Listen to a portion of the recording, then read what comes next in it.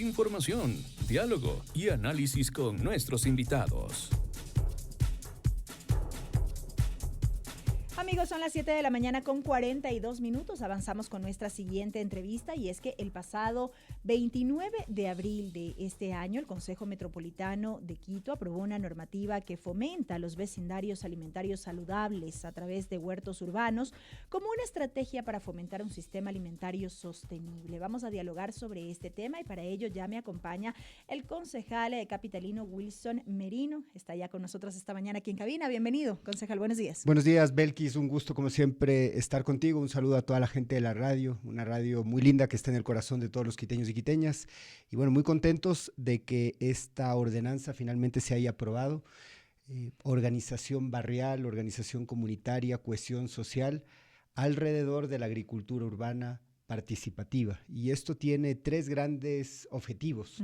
El primero es sanar anímicamente a una ciudad enferma, ¿no? Me parece que Quito es una ciudad de capa caída. Las diferentes crisis que estamos viviendo hacen que el estado de ánimo de la gente no esté bien. Otro de los objetivos importantes de esta ordenanza es alimentar y combatir los indicadores de hambre. 3.6% de los quiteños y quiteñas experimentan hambre extrema. Esto quiere decir que más de 90,000 personas no comen las 3 comidas al día, ¿no?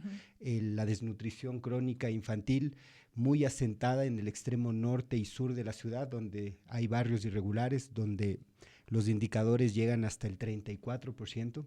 Y producir, ¿no? Quito tiene tristemente la tasa más alta de desempleo del país, ¿no? Y a través de la agricultura urbana se generan productos frescos, alimentos frescos que se pueden comercializar. Y esto además genera medios de vida para las familias más vulnerables. Así que bueno, muy contento de que finalmente la curul del Movimiento Imparable sume ya su 5ª ordenanza aprobada durante estos 2 años al frente de la Comisión de Desarrollo Económico, siempre conectando con las necesidades de la gente. Esta ordenanza fue fruto de la unificación en su momento de al menos 2 iniciativas, una presentada por usted, si no me equivoco, y otra por la concejala Analía Ledesma, quien había manifestado en su momento que la propuesta, en este caso que ella había planteado, había surgido justamente tras la pandemia, cuando muchas familias habían enfrentado o enfrentamos estas dificultades para acceder a alimentos frescos, por ejemplo. Se unificaron estas propuestas y finalmente la ordenanza fue aprobada por parte del Consejo Metropolitano. ¿Cuáles son estas características centrales? Sí, Belkis, no se unificaron 2, se unificaron 4. 4, y correcto. eso es parte del trabajo responsable de la Comisión de Desarrollo Económico, ¿no? No se trata de desechar todo lo que hicieron en el pasado, ¿no? Esa perversa idea de borrón y cuenta nueva cada vez que llega una administración tiene que quedar en el pasado, ¿no? Gran parte del trabajo de la comisión ha sido recoger lo bien hecho y nutrirlo y adaptarlo al momento actual, ¿no? Coger elementos, digamos, de cada propuesta para poder consolidar una iniciativa. Había una iniciativa en la Comisión de Desarrollo Económico que trabajaba alrededor de la agricultura urbana, un tema que conozco muy bien. Estuve al frente de Conquito justamente en la pandemia y fue desde esa institución en la cual yo al frente de Conquito multipliqué los huertos urbanos en la ciudad, así que conozco muy bien esa realidad, ¿no? Creo que hay que ir un paso más allá. No solamente se trata de tener huertos urbanos, sino de vecindarios alimentarios saludables, ¿no? Y esto nos lleva a pensar justamente lo que te decía, organización barrial y comunitaria, ¿no? Que hayan huertos urbanos no solamente en espacios privados, sino que adicionalmente utilicemos los predios públicos, municipales, abandonados para este objetivo, ¿no?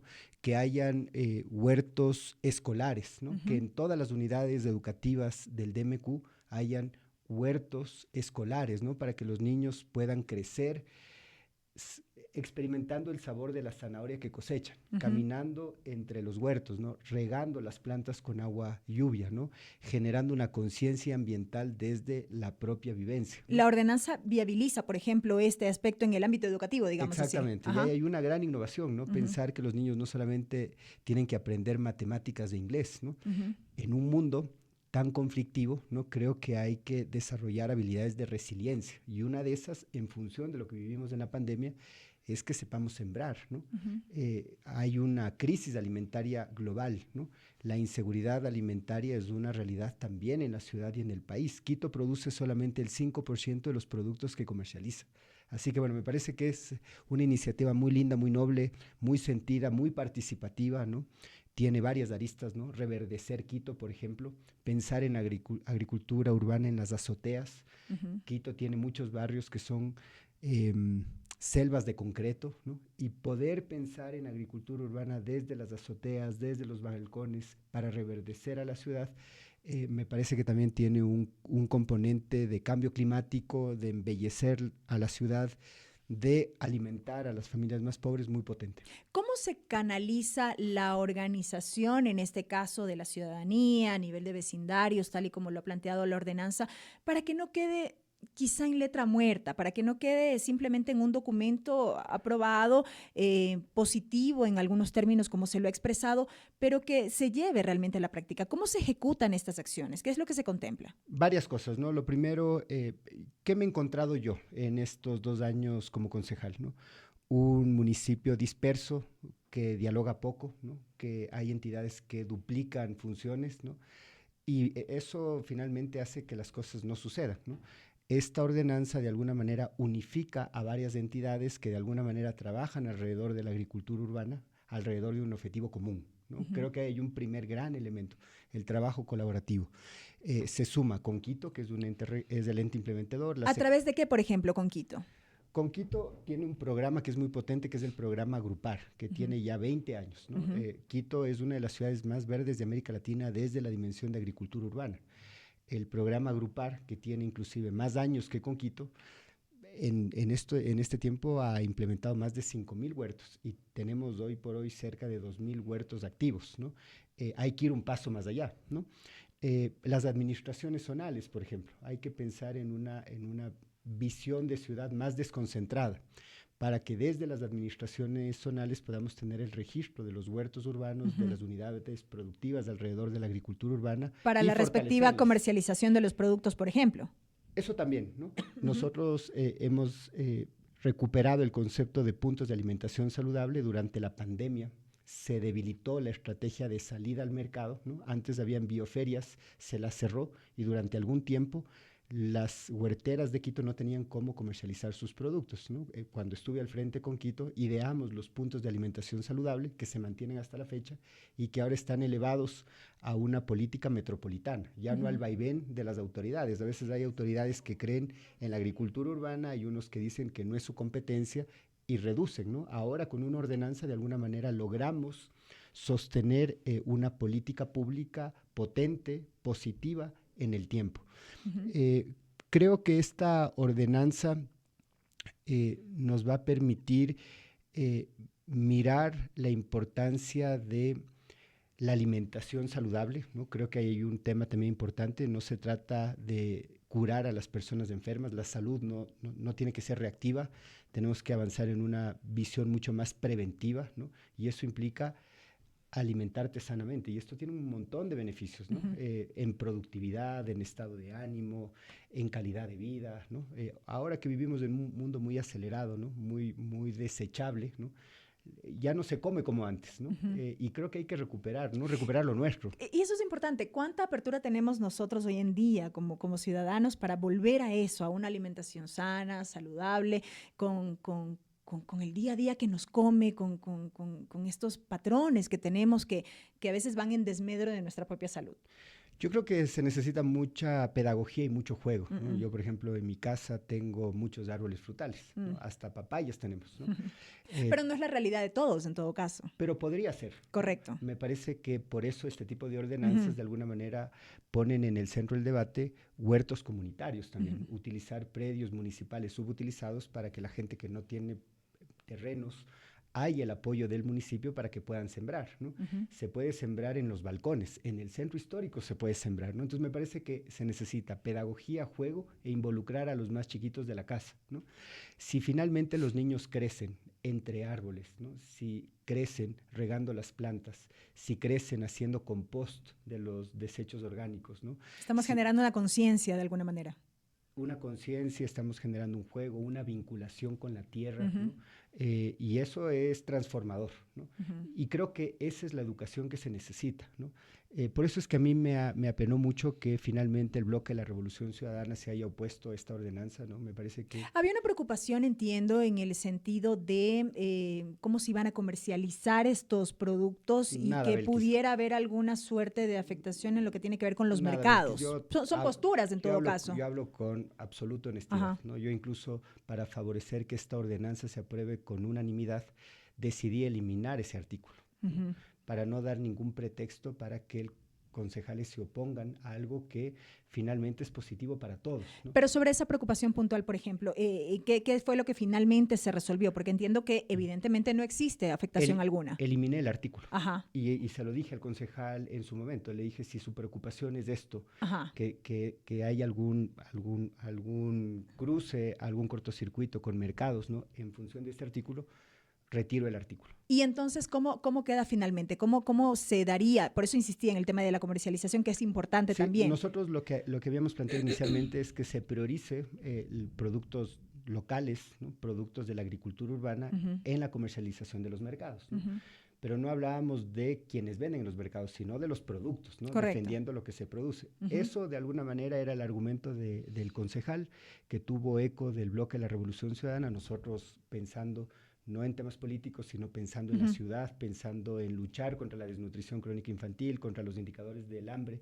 Decidimos retirar ese artículo, sin embargo su postura se mantuvo. Entonces eso deja observar que no es una postura técnica, sino es una posición política. Y me parece que eso le hace mal a la ciudad y al alcalde, ¿no? Me parece que creo que eso hay que mirarlo con mayor atención, porque tenemos nuestras diferencias que son claras, ¿no?